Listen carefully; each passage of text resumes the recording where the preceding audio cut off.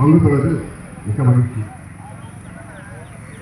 இந்த திருமண பிரச்சாரத்துக்கு ஏற்பாடு செய்த சின்னக்குப்பம் திரு செந்தில்குமார் அவர்களையும் இந்த கூட்டத்திற்கு வரை வந்திருக்கும் பாரதிய கட்சியில் அனைத்து மூத்த நிறுவனம் வரவேற்று எனது வணக்கத்தை தெரிந்து கொண்டு ஒரு சிற்றுரை கூறுகிறேன். இந்த தேசிய ஜனநாயக கூட்டணியின் தேசிய தலைமை திரு நரேந்திர மோடி. ஆனால் தமிழ்நாட்டில் தேசிய ஜனநாயக கூட்டணியில் தமிழர் திரு எடப்பாடி பழனிசாமி அவர்கள் உருவாக்க வேண்டும் என்பதுதான் இந்த அனைவரும் தோல்விட்டு கொண்டிருக்கிறோம். இதற்கு அத்தனை மக்களும் நிர்வாகிகளும் ஒத்துழைப்பு இந்த ஆட்சி மலர அன்புடன் கேட்டுக்கொள்கிறேன். மற்றும் இந்த பாரதிய ஜனதா கட்சியுடன் அதிமுக கூட்டணி சேர்ந்த நோக்கம் என்னவென்றால் முழுக்க முழுக்க மக்கள் நலன் முக்கியம். மக்களுக்கு நன்மை நடைபெற வேண்டும். அதுக்காக பிஜேபி கூட்டணி அதிமுக கட்சியில் பெற்றிருக்கிறது. ஏனென்றால் புரட்சித் தலைவர் டாக்டர் எம்ஜிஆர் அவர்கள் அவர் ஆட்சி காலத்தில் எண்ணற்ற நலத்திட்டங்களை மக்களுக்கு செய்தார். அது யாரும் மறுக்க கிடையாது. அது யாரும் போய் சொல்ல முடியுமா? இப்ப இருக்கிற மக்கள் இருக்கா எம்ஜிஆர் ஆட்சி போல போகணுமா? கிடைக்குமா? இது காரணம் என்ன? புரட்சித் தலைவர் கொள்கை கடைபிடிக்கவில்லை. என்னவென்றால் ஆளை மத்திய அரசாங்கத்துடன் இணக்கமுடன் செயல்பட்டு மக்களுக்கு பல நல்ல திட்டங்களை கொண்டு வர என்ற உயர்ந்த நோக்கோடு கூட்டணி அமைத்து ஆட்சி புரிந்து வந்தார். அந்த அடிப்படையில் திரு எடப்பாடி பழனிசாமி அண்ணன் புரட்சித் தலைவர் எடப்பாடி பழனிசாமி அவர்களும் இன்று பிஜேபி கட்சியோடு கூட்டணி அமைத்து மக்களுக்கு பல நல்ல திட்டங்களை கொண்டு வருவதற்காக இந்த கூட்டணி அமைத்துள்ளார். சமூகத்தில் திமுக கொடுத்துருக்காங்க. அது நம்ம எப்பவுமே திமுக பொய் சொல்லிட்டு அவங்க ஆட்சி வருவாங்க எப்பவுமே. ஏன்னா அப்போ அப்பா நல்ல கொடுத்து கொடுத்தாரா இல்லை, எந்த பொய்யா செஞ்சாலும் என்ன ஆட்சிக்கு வரணும்.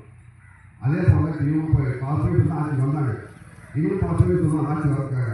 ஆனால் அதுக்கு மக்கள் என்ன கொடுக்கக்கூடாது. இப்போ யாரும் கொடுத்தாங்க. இப்போ 3 வருஷமாக யார் கொடுக்குறா? 3 வருஷம் பொங்கல் வருது இல்லையா? கொடுத்தாங்க கொடுங்க யார் கொடுங்க அந்த காசுலாம் சேர்த்து வச்சு கொடுக்குறாங்க. இப்போ மகளிர் உரிமை 1000 ரூபா கொடுக்குறாங்க. அது எப்போ கொடுத்தாங்க? 10 வருஷம் கழிச்சு கொடுத்தாங்க. ஏன் நல்லா கொடுக்கல? இப்போ நீங்கள் 1000 ரூபா பணம் வந்து யாரால் வந்து தெரியுமா? முழுக்க காரணம் புரட்சித் தலைவர் எடப்பாடி அவர்களும் கூட்டணி கட்சியும் பிஜேபி கட்சியும் செய்த ஆர்ப்பாட்டங்களும் போராட்டங்களும் சட்டமன்றத்தில் இயற்றிய கண்டன தோல்விகள் தான் உங்களுக்கு வந்து ஆர்ப்பாட்டங்கள் காரணமாக இருக்குது. இப்போ இன்னும் என்ன பண்ணி பண்ணுறோம்னா 4 வருஷமாக கொடுக்காமலுக்கு கரெக்டாக தேர்தல் வரும்போது ஒரு 3 மாதம் கொடுக்க ஆரம்பிச்சிருப்பாங்க. ஆனால் எடப்பாடி பழனிசாமி அவர்கள் ஆர்ப்பாட்டம் பண்ணிருந்தாங்க, போராட்டம் பண்ணிருந்தாங்க, சட்டமன்றத்தில் ஏற்று பேசினாங்க, பிஜேபி நம்ம தொடர்ந்து வலியுறுத்தினாங்க. அந்த சட்டமன்ற கொடுக்க ஆரம்பிச்சார். இதான் உண்மை. அவர் சீக்கிரம் கொடுத்துருக்காங்க சார் பணம். இப்போ கொடுத்துக்கிறாங்க பணம் 5000 ரூபா. இதோட அவ்வளோதான். அடுத்த ஆட்சி மாதம் 1 பைசா கரை போட்டுருங்க, கரை போட்டுருங்க. 1 பைசா கொடுக்க மாட்டாங்க. என்ன கொடுத்து இதே எடப்பாடி பழனிசாமி ஆட்சிக்கு வந்தால் 10,000 ரூபா கொடுக்குறாரு. வந்தவங்க 10,000 ரூபா கொடுப்பாரு. கண்டிப்பாக நம்பலாம். ஏனென்றால் மத்திய கூட்டணி தலைவர் வந்து நரேந்திர மோடி அவர்கள் வலியுறுத்தினாங்க. அது வந்து நீங்கள் அனுப்புவார்கள். அந்த நிதியை பெற்றுக்கொண்டு தமிழ்நாட்டு மக்களுக்கு கண்டிப்பாக ஒரு குடும்ப அட்டைக்கும் 10,000 ரூபாய் பணம் கொடுக்கப்படும் என்று உறுதியளித்துள்ளார். அந்த உறுதியை அவர் நிறைவேற்றுவார். எந்த சந்தேகம் இல்லை. இன்னைக்கு கிடைச்சா 5,000 ரூபாய் முக்கியமா, நாளைக்கு கடைக்கு வர 10,000 முக்கியமா? அது வந்து நல்லா யோசனை பண்ணுறீங்க. இது 5,000 கோர்ஸ் முடிப்பாச்சு. 10,000 ரூபாய் ஆகுது. மொத்தம் 15,000 கம்மி வருது. 5,000 ரூபாய் பார்த்தாக்கா அதோட அதுதான் 5,000 முடிப்பாச்சு. அடுத்த 5 வருஷத்துக்கு போக முடியாது. இதே வந்து அதிமுக ஆட்சிக்கு வந்தால் எல்லா குடும்ப அட்டையுமே இதை குறிப்பிட்டு இவங்க தான் கொடுக்காது. எல்லா குடும்ப அட்டையுமே 10,000 ரூபாய் கண்டிப்பாக கொடுக்கப்படும் என்று உறுதியளித்துள்ளார். அது காரணம் வந்து நரேந்திர மோடி பிஜேபி நரேந்திர மோடி வந்து ஆசிரியர் அவர்கிட்ட நிதி வாங்கி கண்டிப்பாக செயல்படுத்துவார். இது உண்மை. ரெண்டாவது உண்மை எப்பவுமே மக்களை வந்து பயன்படுத்தி கொடுப்பாங்க. என்னன்னு சொல்றாங்க, அப்துல் கேட்கறாங்க குழந்தை இப்போ வந்து பிஜேபி பிஜேபி ஒரே ஒரு உபயோகம் நீங்கள் போட்டிங்க அப்போ எல்லாம் சொல்லுங்க. நீங்கள் என்னன்னாங்க இப்போ வந்து 3ஆம் முறையாக நரேந்திர மோடி வந்து ஆட்சி அமைச்சிருக்காரு. சார் முதல்ல ஆட்சி வந்ததுக்கு முன்னாலே தேர்தல் கொடுத்தது என்ன சொன்னாங்க, கூட்டணி கட்சிக்கு வந்து நரேந்திர மோடி ஆட்சிக்கு வந்தால் 100 நாள் வேலை திட்டம் நிறுத்தப்படும் அப்படின்னு சொன்னாங்க. நிறுத்துவாங்க. பிஜேபிக்காரங்க ஆட்சிக்கு வந்தால் 100 நாள் வேலை திட்டத்தை நிறுத்துவாங்க அப்படின்னு சொன்னாங்க. முதல் வருஷம் வந்தாங்க, 5 வருஷம் ஆனாங்க. 2வது வந்தாங்க, 5 வருஷம் ஆனாங்க. இப்போ 3ஆவது வருஷம் வந்துட்டாங்க. விட்டுட்டாங்களா வாங்க.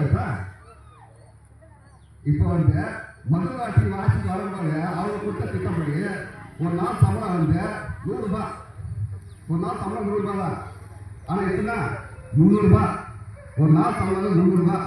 இது வந்து மகளிர் மற்றும் தாய்க்கு மட்டும் சகோதரர்களுக்கு அதை யோசிக்க வேண்டும். அது 100 ரூபாய் பெருசா, இது 300 ரூபாய் பெருசா? எவ்வளோ பெரிய சொல்லுங்க மட்டும் இருக்கிறார். இவ்வளோ பெரிய பொய்யை சொல்லி தான் ஆட்சி இருக்கிறாங்க. இது வந்து சாம்பிள். இது ஒரு பொய்யில் சாம்பிள். 100 நாள் நிச்சயமாக சொல்லுங்க ஒரு சாம்பிள்.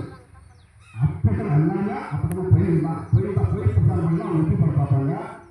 மக்களை நீங்கள் உஷாராக அண்ணா திமுக ஆட்சி போல நீங்கள் அனைவரும் ஒத்துழைக்க வேண்டும். வந்து ஆட்சிக்கு வந்தவொடனே எல்லா அக்கௌண்ட்களும் எல்லா குடும்ப அட்டைக்கும்